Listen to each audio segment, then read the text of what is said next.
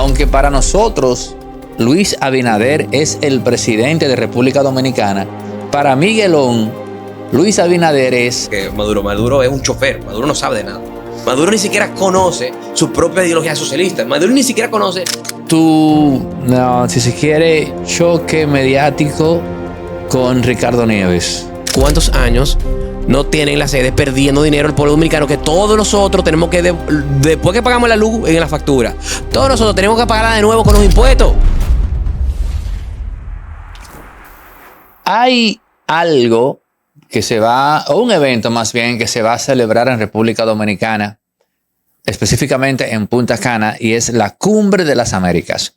Pero lo que podría llenar de gloria al país podría convertirse en una maldición si el gobierno toma una decisión que no es del interés de Donald Trump y en específico de la figura que está vigilando América Latina, Marcos Rubio.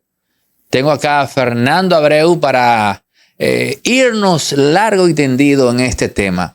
Fernando, ¿cuál es esa decisión que podría tomar República Dominicana que nos calentaría con el gobierno norteamericano y con Marcos Rubio en particular? Diría que con Marcos Rubio en particular, porque él es bien fuerte con este tema que voy a mencionar ahora, y es el tema de invitar a la cumbre a regímenes enemigos de Estados Unidos, socialistas, como Cuba, y regímenes que son también similares a Cuba, como también Nicaragua y Venezuela. En el caso de Venezuela no veo tantos riesgos porque como hay problemas diplomáticos actualmente entre República Dominicana y Venezuela, no es el que tiene mayor riesgo de daño. Pero en el caso de Cuba, que te reitero, se ha invitado en el pasado a cumbres aquí, ahí sí puede afectar un poco las relaciones y ser del disgusto de Marcos Rubio. No es que tampoco van a hacer un show por eso, pero no será muy del agrado de Marcos Rubio, especialmente que Marcos Rubio es un exiliado cubano. La familia de Marcos Rubio es exiliada de Cuba. Marcos Rubio detesta el régimen cubano y bien por él, porque el régimen cubano es el mismo infierno en la tierra para los ciudadanos de Cuba. Y obviamente es algo que no solamente es política de Estado, que son países adversarios de Estados Unidos, sino que también es algo hasta personal diría yo, para Marcos Rubio. Bueno, estamos hablando de que la Cumbre de las Américas, en la cual, esto está a la vuelta de la esquina. Entonces, tú descartas ahí, por razones obvias, la presencia de Venezuela. Sí. Pero pudiese como quiera pasar. Yo lo dudo mucho por el enfrentamiento diplomático que te acuerdas de lo que pasó, que hasta las embajadas también se retiraron mutuamente. Y entonces por eso dudo mucho que vengan, o dudo mucho que se hayan invitado por ese tema. Aunque quién sabe, puede ser. Y más con todos los ministros socialistas que tiene Abinader ahí, que son incluso que tiene gente pro chavista dentro del gobierno. Pero nada más mira uno, que fue que el Miguel ese, que es aliado también del... Miguelón. Que es aliado también del PRM. Él estaba hace 3 días. Te cuento. Él fue la persona que le protegía al muchacho. Me explico. Él era la persona de confianza de Rafael Abinader, padre del hoy presidente, para cuidarle al muchacho. En aquel entonces el muchacho era Luis Abinader. Miguelón era, si se quiere, el guardaespaldas de Luis, el muchacho. Y de ahí es que viene la relación tan estrecha de Miguelón con el hoy presidente. Eso la gente no lo sabe.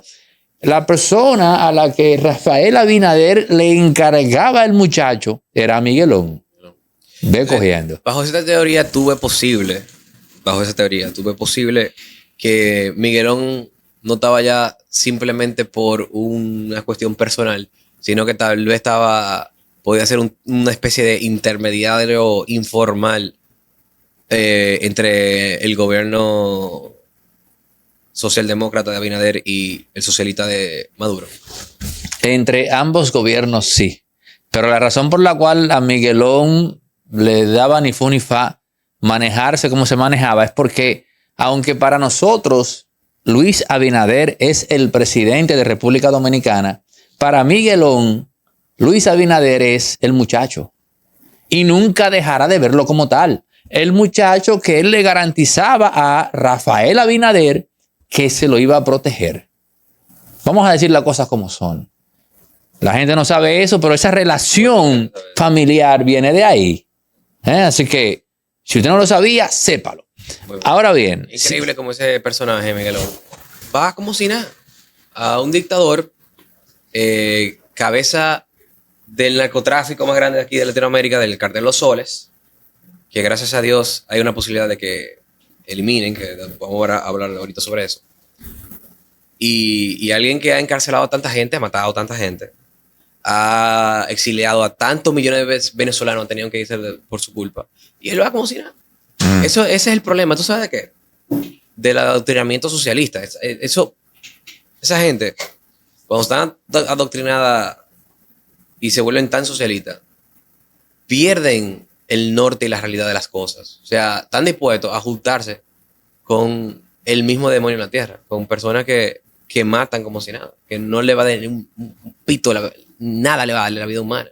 Él como si nada, ahí con un tigre que ha matado muchísima gente, un dictador, un tipo que se robó en elecciones, que tiene presos políticos, que tiene millones de personas exiliadas, y como si nada, ahí el Palacio Miraflores hablando con el idiota de Maduro, fumándose un cigarrillo y los dos haciendo chelcha. Pero como tú dices que es un idiota, Maduro, imagino que tú lo dices quizás en términos despectivos, pero no creyendo que sea un idiota. ¿Maduro? Sí. Maduro, en conocimiento, sí es un idiota. En cuanto a conocimiento de fondo, es lo que tiene muchos asesores. Es un tigre del poder, vamos a decir. Uno puede ser idiota en conocimiento, pero ser astuto para lo normal. Porque no es la gran cosa permanecer en el poder. O sea, para él es supervivencia lo que está jugando. Y es un playbook, una guía muy fácil que simplemente es tener el total control del poder militar. Eso es lo único que se están enfocando, porque ellos se sostienen solamente en base a la fuerza y el poder militar. Entonces no es que hay que ser muy inteligente para eso.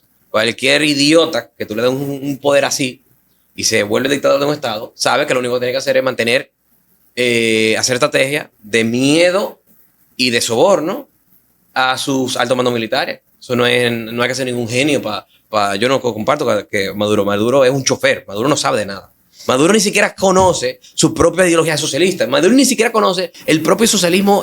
A Chávez por lo menos leía más libros socialistas.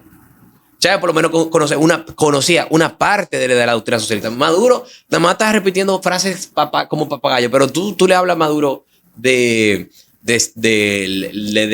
Lenin o de realmente el capital de Marx, o le habla sobre Bakunin o Proudhon, o le habla sobre cualquier autor de la escuela de Frankfurt, le habla sobre Marcus o Habermas o cualquier intelectual de izquierda, y él no sé, Adorno, cualquiera de ellos, y Maduro no sabe de qué es lo que tú le estás hablando, porque él no está leyendo ni siquiera, ni siquiera está leyendo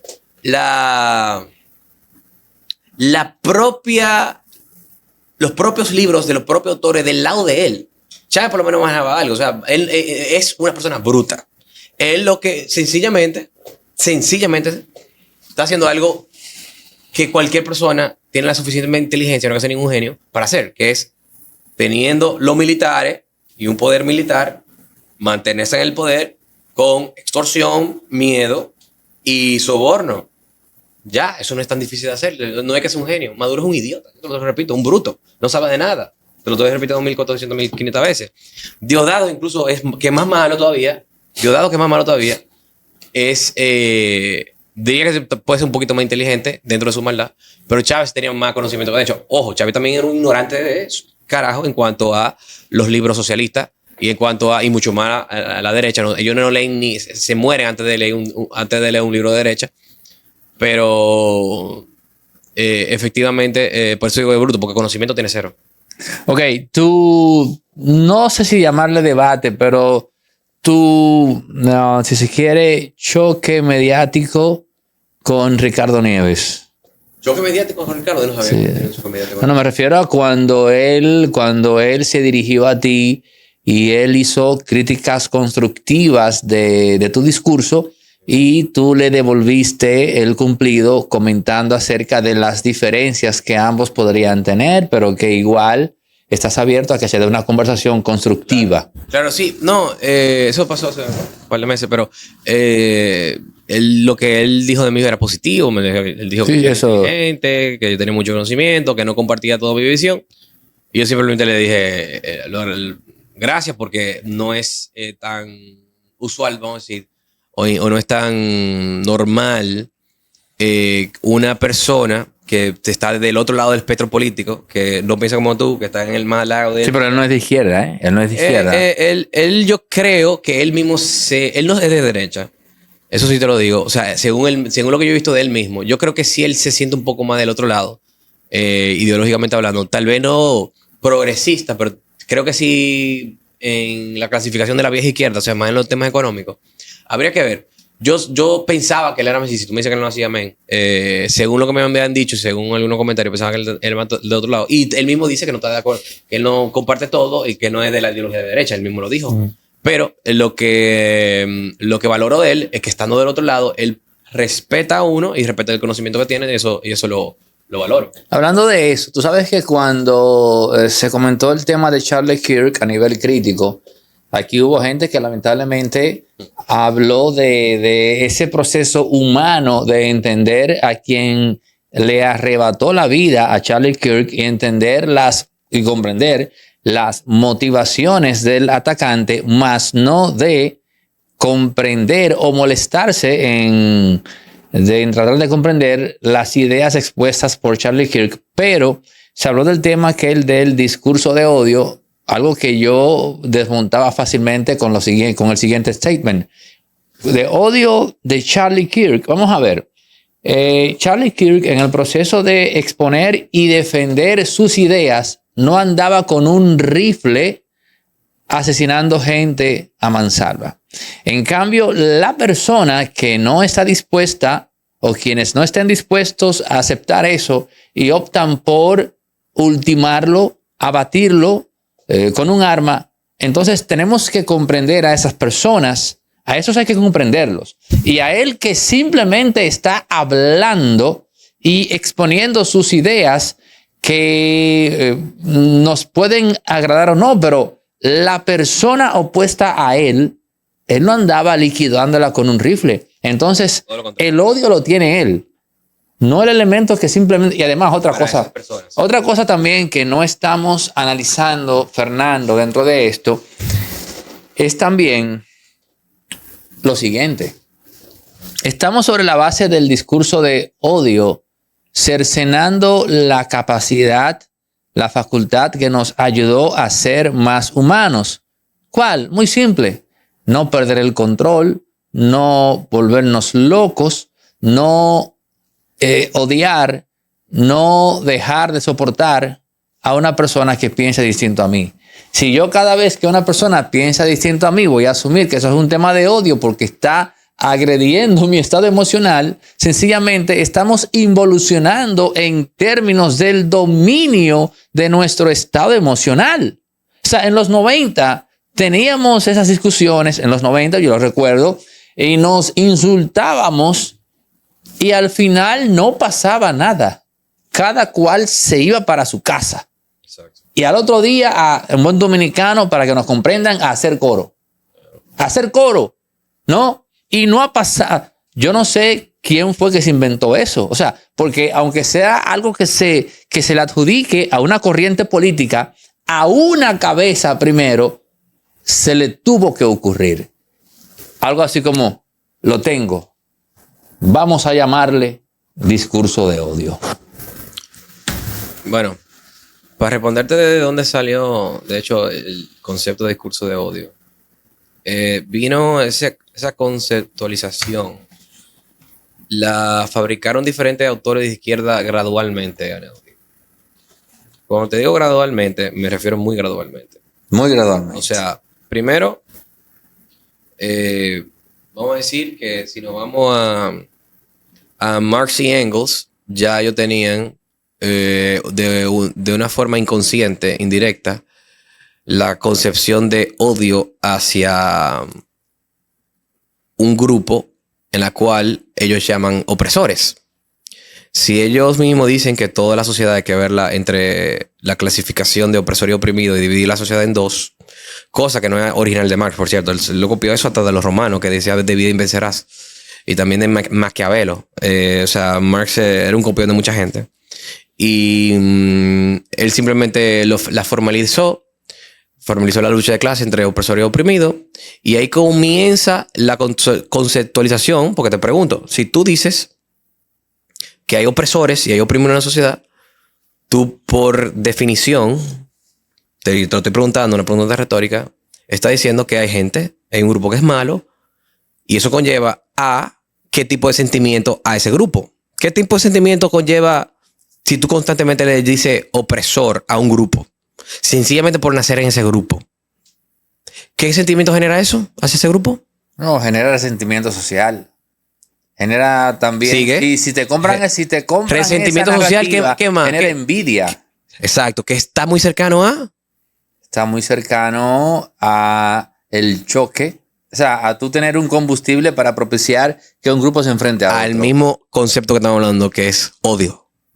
Resentimiento social, envidia, odio. Si tú llamas opresor continuamente a un grupo, simplemente por nacer en ese grupo, es ya el inicio del llamado discurso de odio. Entonces, ellos primero formalizaron su odio y lo internalizaron.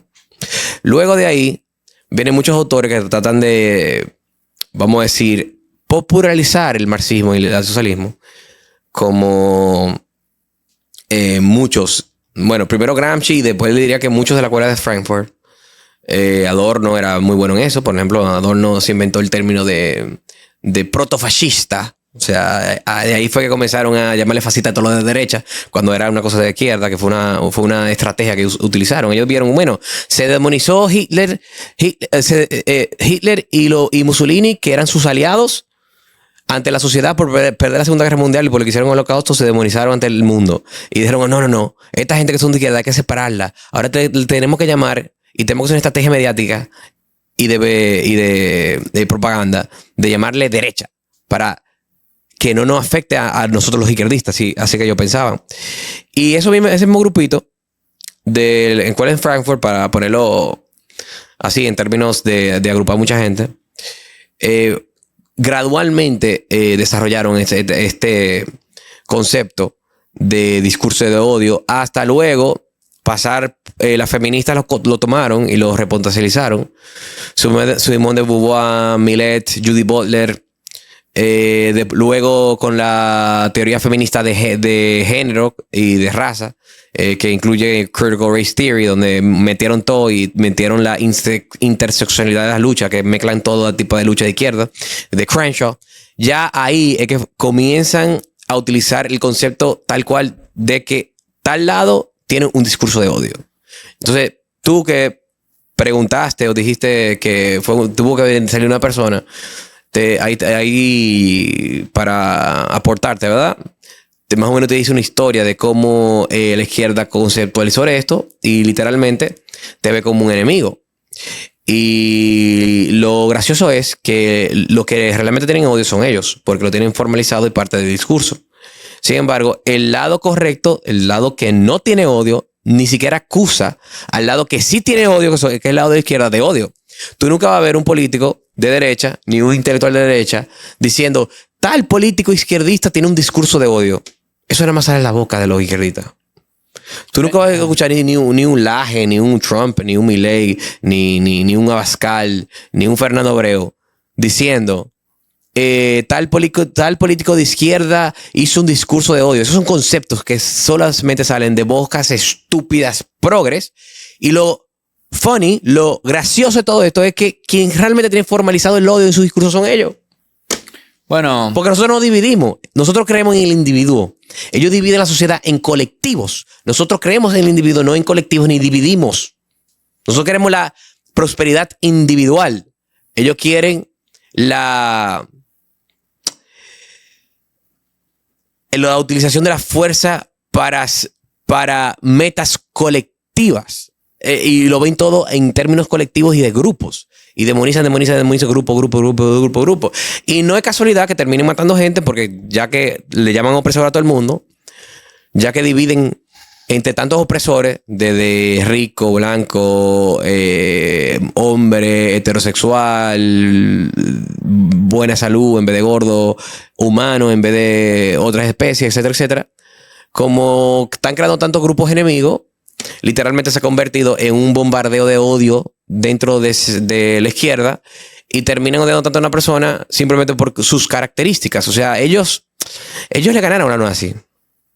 Ellos le ganaron a los nazis en el odio formalmente, en cuanto a, tal vez no en cuanto a la ejecución de ese odio, tal vez no en cuanto a la ejecución de matar a esa cantidad de personas, pero en cuanto a su discurso, fíjate, los nazis no han odiado a un grupo, los judíos. Bueno, hay 2 o 3 más, pero esta gente... Los gitanos también. Exacto. Pero esta gente le ganaron a los nazis la cantidad de grupos que odian.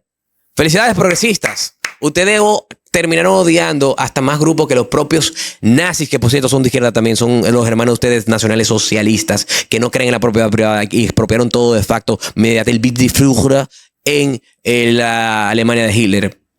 Buenos ignorantes, porque yo sé que ustedes no lo saben. Entonces, nada. Bueno, pero en República Dominicana, y creo que esta crítica la voy a hacer compartida tanto para ti como para ellos, pero primero con ellos. En República Dominicana... Yo le llamo los domiprogres, los de aquí. Sí, pero también la crítica va para ti también. Bien, Sí, pero vamos a ver. Primero. Vamos a ver lo que tú vas a decir primero. Me parece asqueroso y burdo que se analice la problemática política dominicana, punto 1, la problemática social dominicana y hasta cierto punto la problemática económica desde el discurso estrictamente progresista. Por ejemplo, los problemas sociales de República Dominicana emanan porque en nuestro país ciertas minorías no tienen derechos y son discriminadas. Emanan porque en República Dominicana supuestamente hay racismo. O sea, en pocas palabras, se le está dando copy-paste al discurso progresista imperante en Estados Unidos de Norteamérica, ignorando que, por ejemplo, incluso la propia idiosincrasia del dominicano hace prácticamente imposible que se dé un maltrato hacia un miembro representante de esas minorías, porque en República Dominicana, cuando un dominicano cualquiera se encuentra con un trans, por ejemplo, lo más que va a hacer es mofarse ligeramente de eso. Eso es lo más que va a hacer. Propio de la naturaleza del dominicano, que se lo coge a chiste. Y ya, no va a pasar de ahí. Propio de nuestra naturaleza. Simple. Entonces, yo veo políticos dominicanos de tendencia progresista, yo les llamo retrogresistas. Bien, yo le llamo domiprogres. Le llamo yo. Entonces, analizando todo lo que pasa en el país a través del prisma de la problemática norteamericana, y me digo, damn, me digo, oh Dios, me llevo las manos a la cabeza. ¿Tu reacción?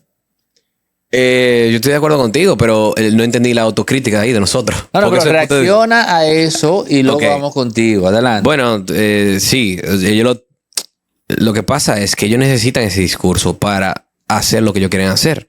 Y lo que ellos quieren hacer es su fascinación y su obsesión por tener poder, tener gasto y tener hasta privilegios legales como las cuotas, y controlar y ser los planificadores centrales que controlan todo este nuevo sistema que ellos quieren hacer.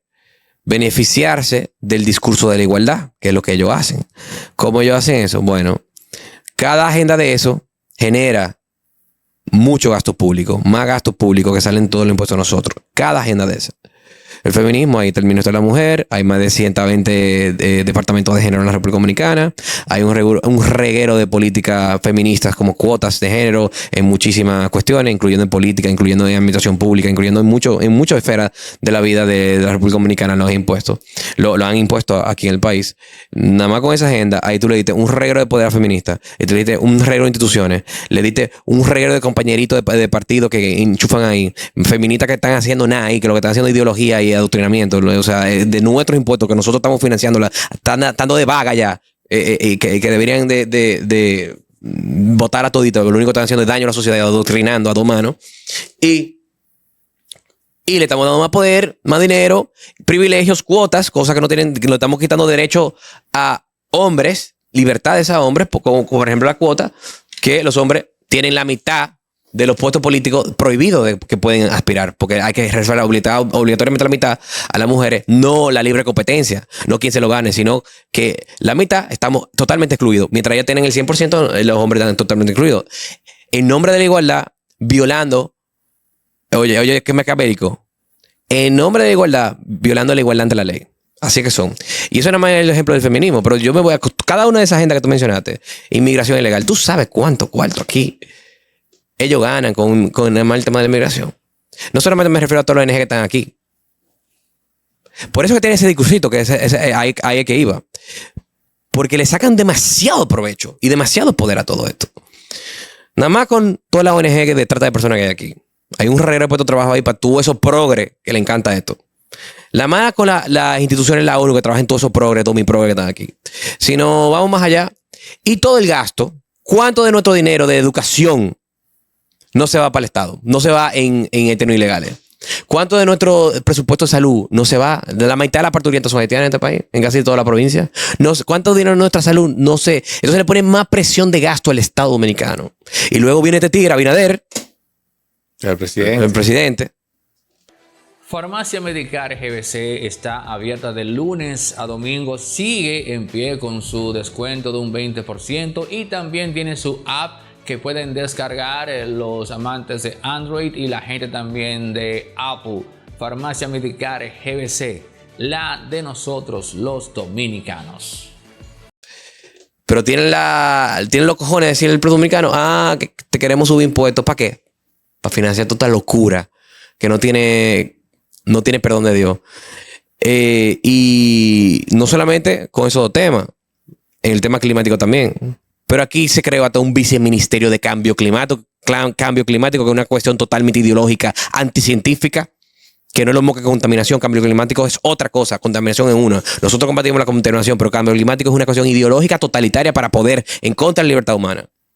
Y ellos tienen un ministerio de eso. Pero encima de eso, no solamente está eso. Con esa misma agenda climática de los 2000 progres, también meten impuestos climáticos y ecológicos. La gente aquí no sabe que aquí los carros que vienen todos de fuera, ¿verdad? Porque no producimos carros. Son tan caros porque dentro de los impuestos que tienen, también tienen un impuesto ecológico de CO2. Bueno, y así mucho más. Tiene el impuesto de primera placa. Sí. Que si el vehículo cuesta $115,000, sí, la primera placa, nada más ahí hay $10,000. Ese mismo vehículo que te costó $115,000, el impuesto ese por temas climáticos son $610.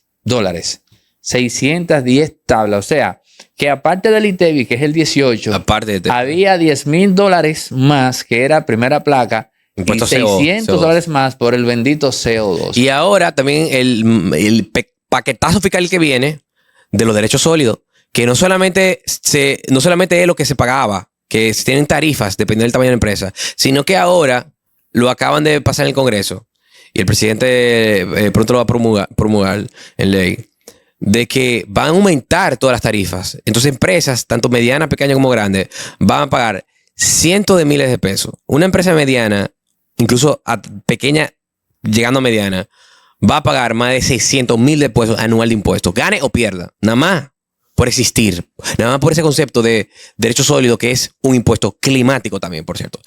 Y cada una de esas agendas, mira todo el presupuesto, el dinero que tienen y lo que beneficia a todos esos progres.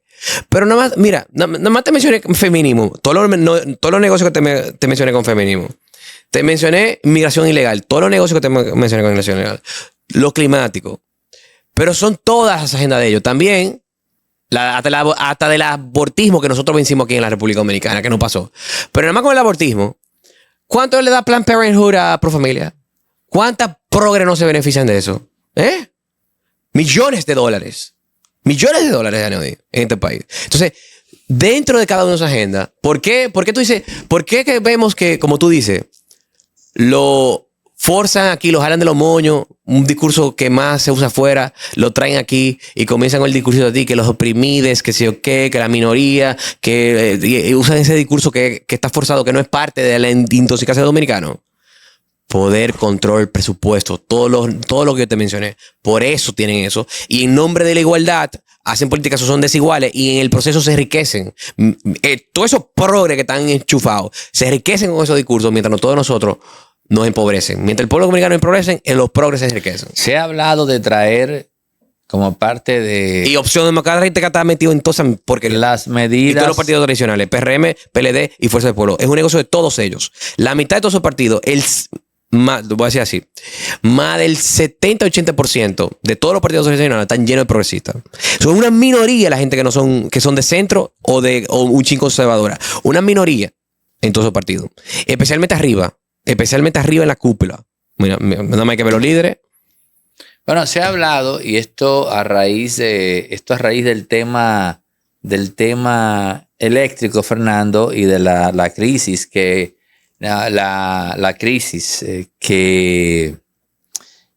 tenemos actualmente, de traer plantas nucleares al país. Háblame de eso, tu reacción al respecto, para producir energía nuclear. Mi reacción a eso es que no importa el tipo de planta que usted ponga, no importa cualquier inversión en la generación.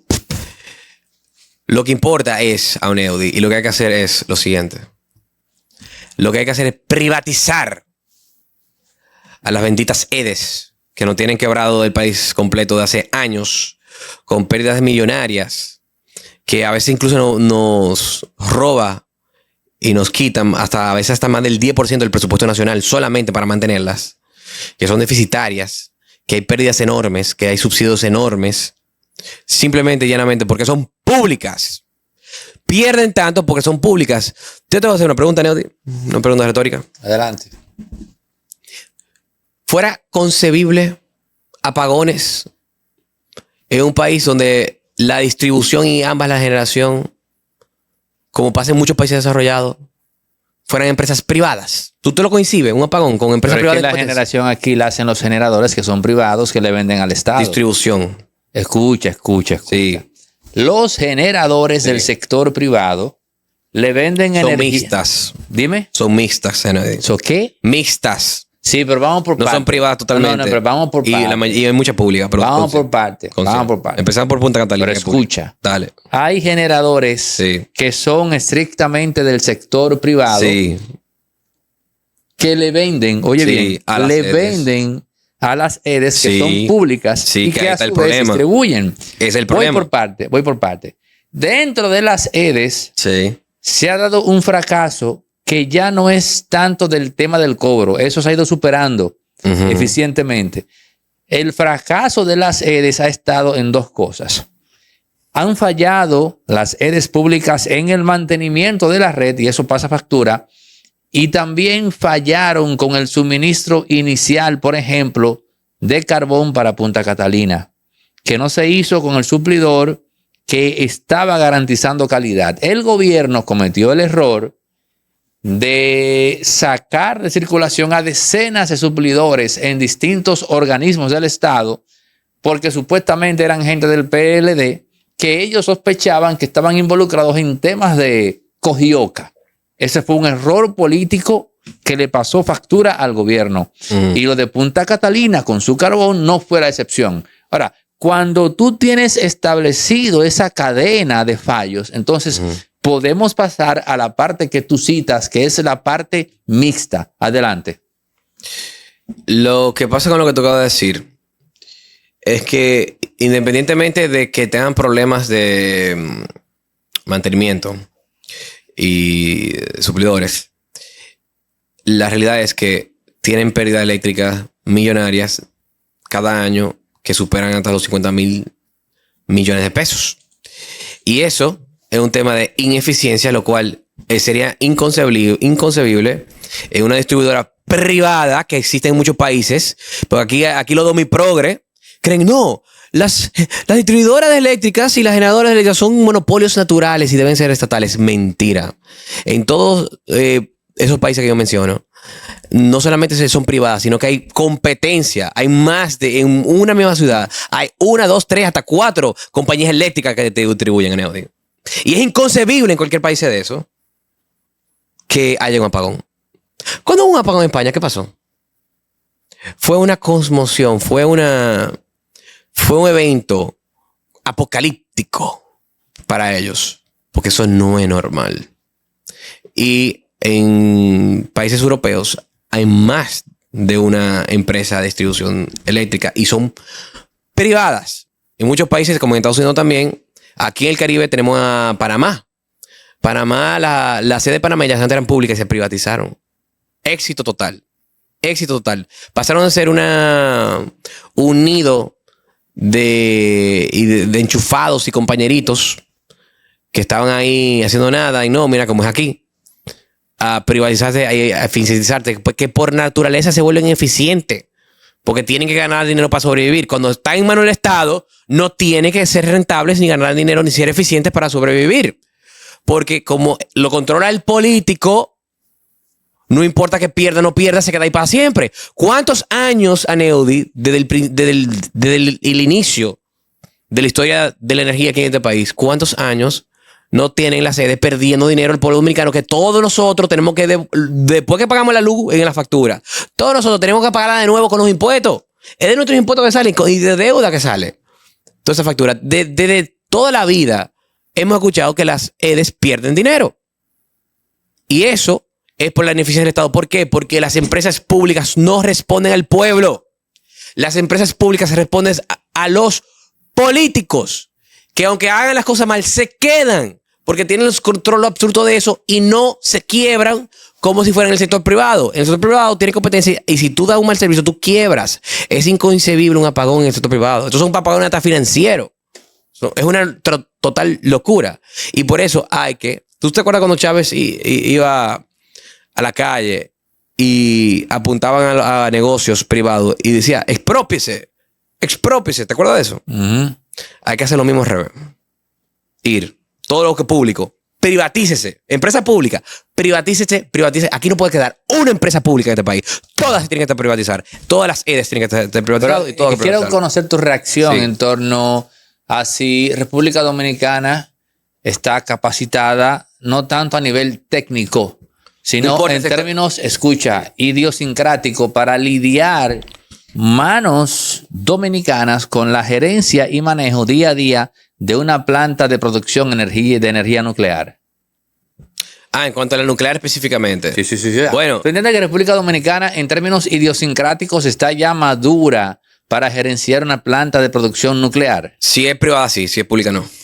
Así de sencillo te lo digo. Porque si es privada, ellos... como tienen que ser eficientes, pues, porque si no quiebran, no como la pública que se queda ahí para siempre y están ahí los compañeritos y el político se queda ahí para siempre, no tienen los incentivos para que funcione. Si es privada, 100%, porque si es privada, hasta meten la calificación, la buscan de hasta otros países si hay que buscarla, meten la gente responsable ahí, funcionaría. A mí me da igual si es el tipo de energía, si es gas, si es carbono, si es petróleo, si es solar, si es nuclear. Me importa un carajo. Quien determina la energía óptima en un mercado es el libre mercado. Es el sector privado. Y somos nosotros los consumidores quienes al final elegimos en un libre mercado la energía óptima. No estos ridículos políticos que crean empresas públicas, manejarla a ella de energía para su beneficio y nos dan un servicio pésimo, caro. Ok, yo creo... Entonces, al final, si es privada, amén. Yo veo que si esa planta nuclear está operada Si- por si es público, mira, extranjeros, escucha. Si esa planta nuclear está operada por extranjeros en República Dominicana, yo no tengo problema. Mi problema es con que esa planta en su día a día, su operatividad del día a día, la manejen dominicanos. Es que ningún dominicano se va a poner a invertir en lo que no sabe, porque va a quebrar. Es por eso que funciona lo privado. Si es privado, créeme, que no pasaría, porque no van a estar inventando, no van a arriesgar su capital. El mismo mercado, el mismo sistema privado, el mismo sector privado, el mismo libre mercado, te genera los incentivos para que eso no suceda. Si no hay dominicano calificado con el conocimiento de eso, no va a suceder porque nadie va a arriesgar su propio capital y perder todo. Así de sencillo. El mercado tiene los incentivos de solucionar eso por sí solo. Por eso es tan bonito. No es como la estupidez del Estado, que eso es lo que pasa en el Estado. Explota la bomba y tenemos un Chernobyl aquí. Pero mira, Dilo. lo voy a hacer así. Hay que tumbar si ponen una planta de energía nuclear pública, el pueblo se tiene que rebelar. Tumbarla. Porque con la ineficiencia estatal y la que explotó en Chernobyl era pública, por cierto, y era parte de la Unión Soviética, por si no te acuerdas. Con la ineficiencia estatal natural, esa planta nuclear explotaría en República Dominicana. Explotaría en República Dominicana. Se establecería el núcleo y lo que pasó en Chernobyl. Literalmente. De hecho, nunca ha existido un problema con plantas nucleares en ningún país del mundo. Solamente había una. Y coincidencialmente, la única que fue tan irresponsable para dejar que explotara y se destabilizara el núcleo del reactor fue una empresa pública bajo la Unión Soviética. Que fue una de las razones por la cual también cayó la Unión Soviética. La gente no está muy consciente de eso. Ahonda en eso brevemente. Decías que esa fue una de las razones por las que cayó la Unión Soviética. Sí. Ahonda un poco en eso. Sí, porque le trajo demasiado malestar y le afectó demasiado. Entonces, contribuyó a que la rebeldía interna y que muchos miembros del Politburó y miembros internos del partido soviético, comunista soviético en la antigua Unión Soviética se rebelaran y conspiraran internamente y hizo también que se independizara, porque tú sabes que Chernobyl no estaba dentro de la Rusia interna, sino que ya estaba en la parte de Europa del Este, cerca de Ucrania. Por ende, tú sabes que después que se desintegra la Unión Soviética, los estados de Europa del Este comienzan a independizarse. Tú sabes, te sabes esta historia. Y esa catástrofe tan grande, climática también, con lo cual hoy en día sigue afectando a gente. Hay gente que todavía muere de cáncer por esa planta. Que por la cantidad de radiación que hay en ciertas áreas cercanas a Chernobyl. Hay gente que todavía muere de eso. O sea, actualmente en Europa del Este. Y eso, sin lugar a dudas, debilitó muchísimo. Aparte también le puso una presión a Gorbachev también enorme, y la mala prensa que le dio, con lo cual terminó aceptando lo que terminó aceptando y primero cayendo el muro del Berlín y luego anunciando la desintegración de la Unión Soviética, después con Yeltsin, con la perestroika y el glasnost. Todo eso contribuyó a eso. Bueno, volviendo a República Dominicana, yo te lo consultaba y conocer tu reacción porque siento que sería un gran riesgo abrir una planta pública o privada operada por dominicanos. Ahora, si el sector privado trae energía nuclear a República Dominicana con una planta aquí, pero le están operando alemanes o demás, yo no tendría problemas con eso. Pero yo no quiero una planta nuclear. Ellos no van a inventar para perder dinero. Nadie quiere perder dinero en el sector privado. Es que el sector privado te pone los incentivos para que tú hagas todo lo mejor posible. Es por eso que funciona. Por eso lo público no sirve y lo privado Ahora, sirve. yo voy ahora con la parte tuya, la crítica a ti. Tú estás manejando el sector privado con el criterio del sector privado norteamericano, inglés, en donde tenemos un tema de codicia, tenemos un tema de avaricia, son cosas humanas. Pero hay un factor, y es que, por ejemplo, el empresario norteamericano pierde negocios, no clientes.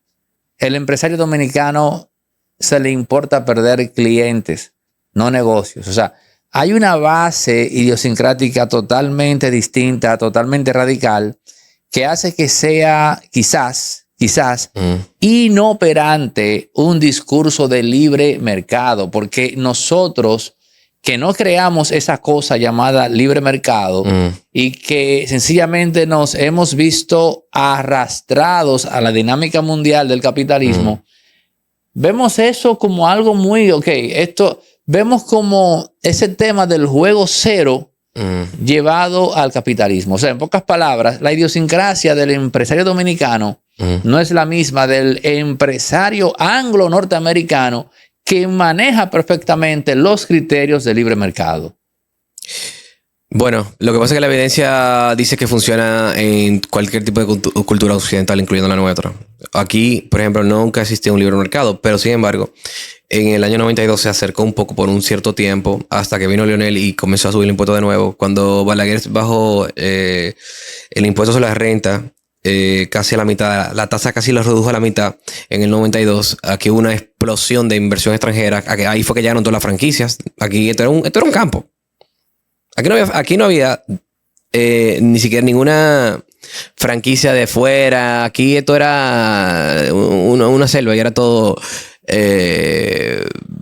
bastante pequeño, comercialmente hablando, y poco desarrollado. La primera explosión de capital y riqueza en la República Dominicana fue a partir de ahí.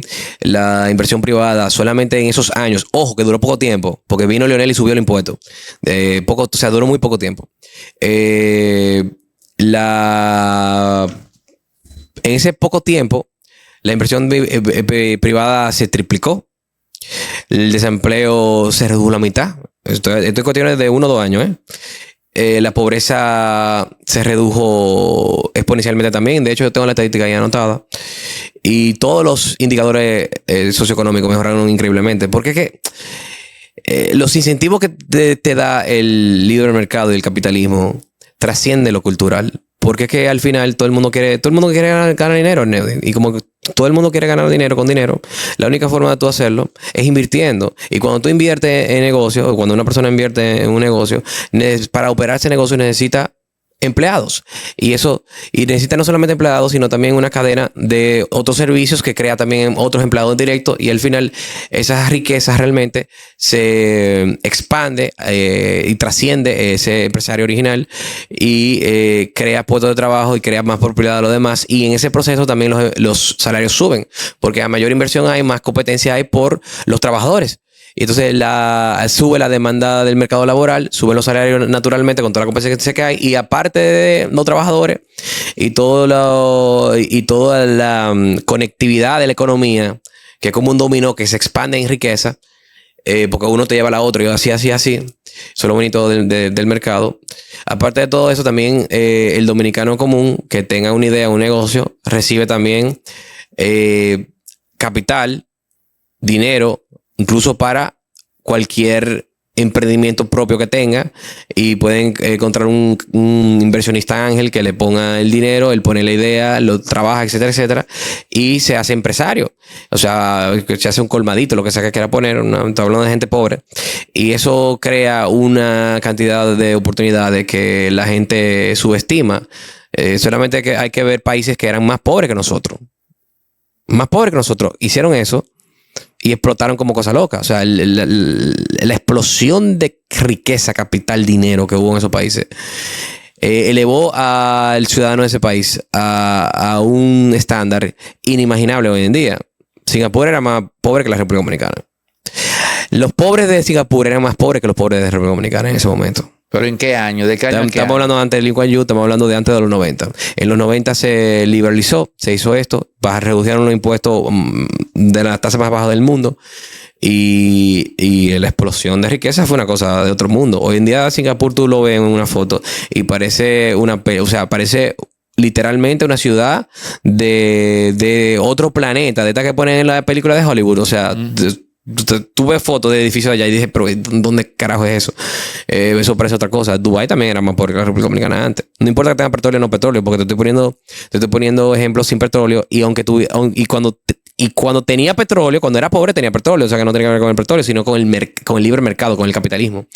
Y así hay muchísimo. Hong Kong no tenía nada y pasó lo mismo.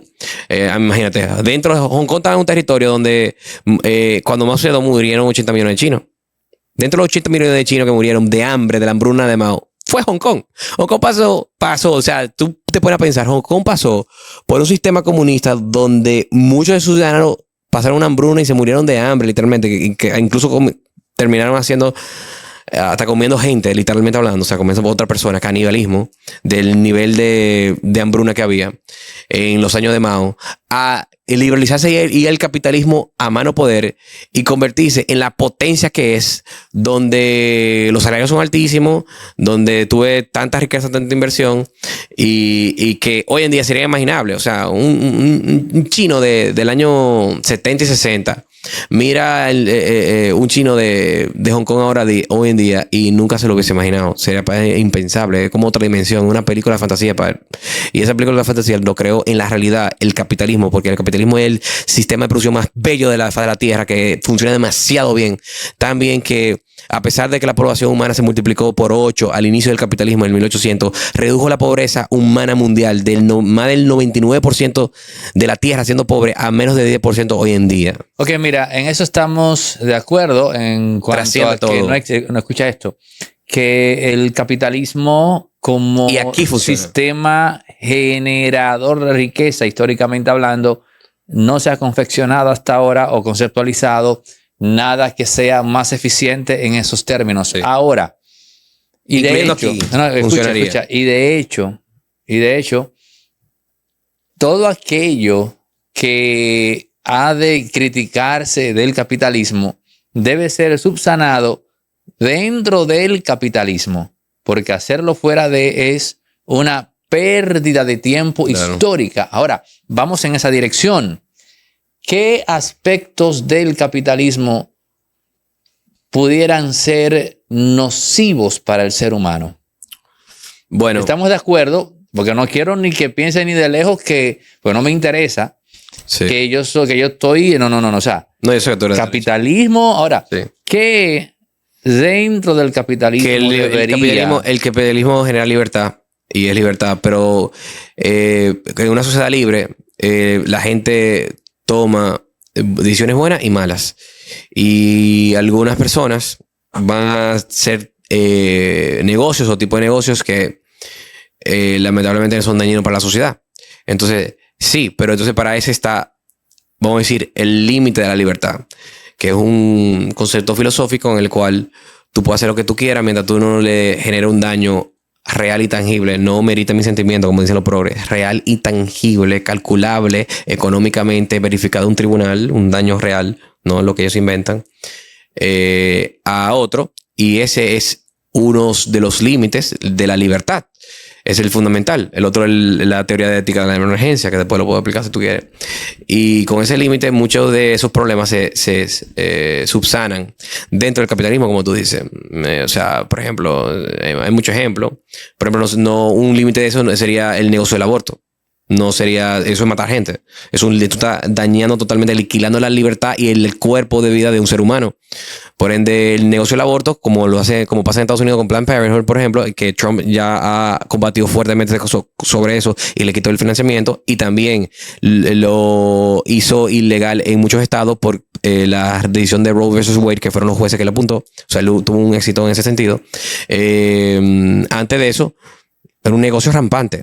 Y es un negocio que en un capitalismo puro puede, el sistema no es que lo permite, pero se desarrolla naturalmente, porque también lo malo se puede colar, pero uno le pone el límite bajo las mismas ideas de la derecha.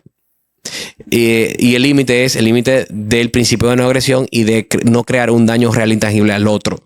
Por ende, con ese concepto, que es el propio límite natural de la libertad y del capitalismo, se limita y se saca lo malo de ahí. Bueno, pasa lo mismo con el tema de las drogas y cosas así. Y lo que tiene que ver con cómo el consumismo Te voy a poner otro futurístico. banaliza. La inteligencia artificial general, una de las concepciones, un gran debate futuro que yo he participado mucho en ese debate y también parte de mi libro, que es La verdad del todo, que incluyó absolutamente todo y me mete en toda ciencia y en todo área del conocimiento, porque hay una guerra por la verdad en todo. Pero una parte de ese libro son sobre los temas futurísticos, future studies, y dentro de eso está la inteligencia artificial. Nosotros vamos a tener que poner un límite con el negocio de la inteligencia artificial, porque una vez llegamos vamos al principio que te decía, el principio de no agresión, el principio de no crear un daño real intangible a otro. Cuando nosotros lleguemos a inteligencia artificial general, lo que en inglés se llama AGI, Artificial General Intelligence, es cuando el AI, la inteligencia artificial, supera el IQ y la inteligencia del ser humano. Cuando la iguala y supera. Y luego de eso va Super Artificial Intelligence, que es que somos una hormiguita para ello, que es lo que habla mucho Elon Musk, por ejemplo, sobre que le tiene miedo a eso. Cuando lleguemos ahí y nos falta, a pesar de que la gente cree que estamos súper avanzados, esos son modelos de lenguaje. O sea, la gente no entiende cómo funciona esta cosa. Realmente, nos falta un tiempo para llegar a inteligencia artificial general. Todavía no estamos en. No nos confundamos con los modelos de lenguaje que están conectados a toda la información de Internet. Es otra cosa. Eso no está pensando. Realmente eso lo que está haciendo es conectándose a la base de datos de Internet, interpretando y comunicándose con el modelo de lenguaje. Espero que me entiendan. Pero cuando lleguemos ya a una inteligencia que puede tener su propia conciencia, repito, no es que estamos tan cerca como la gente piensa, no estamos tan lejos tampoco, pero no tan cerca como la gente piensa. Ahí vamos que exige bajo las ideas de la derecha y de la propia libertad y el propio liberalismo clásico, la exigencia de un límite a eso, porque ahí, sin lugar a dudas, nos estamos poniendo todo en riesgo de un gran daño, no solamente a una persona, sino a todos nosotros los seres humanos, de que podemos pasar a ser hasta esclavos de una inteligencia una inteligencia artificial más inteligente que el propio ser humano, que en la cual la misma programación que uno le pone para limitar a esa inteligencia, o para ponerle límites, o para ponerle controles, la misma programación que se autoprograma por sí sola puede superarla y aniquilarla completamente cualquier control que le podemos poner. Como por ejemplo la película que hace mucho tiempo se hizo, la de iRobot, ¿qué se llama? Algo así, la de Will Smith. Ajá. El libro de Isaac Asimov. Sí, en la cual tenían 3 leyes, por ejemplo, de que no podían violar, como que no podía hacer un daño a otro ser humano, Una inteligencia artificial general puede reprogramar todo por sí sola y violar el propio límite que tú le pongas. Entonces, tenemos que, definitivamente no podemos superar, y en mi opinión, y es lo que yo propongo, a futuro. Y este es un tema que lo está viendo y dice, no, pero este tipo está loco, él está hablando de esa vaina, pero eso es cierto que falta, pero que no falta tanto. Va a ser un problema que vamos a tener en la próxima 1 o 2 décadas. Ok, por ende hay que irlo desarrollando, y mi solución para eso mi propuesta para eso es la siguiente. El límite es, no podemos acercarnos ni a un 90 ni 80% de la capacidad, ni superar la inteligencia artificial general, en el cual ya tiene su propia conciencia, que piensa más rápido que nosotros, tiene un IQ más rápido que nosotros. Es un peligro fatal para nosotros. Hicimos eso y bye bye, chao, bye bye, vela, chao, humanidad, literalmente. Bueno, entonces, gracias Fernando Abreu. Preguntarte y me respondes en 15 segundos, porque ya estamos a nivel de corte. Todo ese límite que tú estás hablando, que se le ponga a la inteligencia artificial, y también esos elementos que no se pueden permitir, escucha, dentro del capitalismo, tú visualizas que ese límite a la inteligencia artificial y esos remedios al capitalismo se hagan a través del aparato del Estado. En cuanto a la inteligencia artificial es diferente. En cuanto a los ejemplos clásicos, como te mencioné, el negocio del aborto, por ejemplo, eso, si cumple y coincide con el rol del Estado, sí, sería del Estado. Por ejemplo, el rol del Estado para alguien de derecha como yo, minarquista, es seguridad, justicia, y mientras haya pobreza, salud, educación. Mientras haya pobreza, cuando no haya pobreza, hasta eso se privatiza. Todo, cuando te llama todo el clase media para arriba, todo privado, con excepción a seguridad y justicia.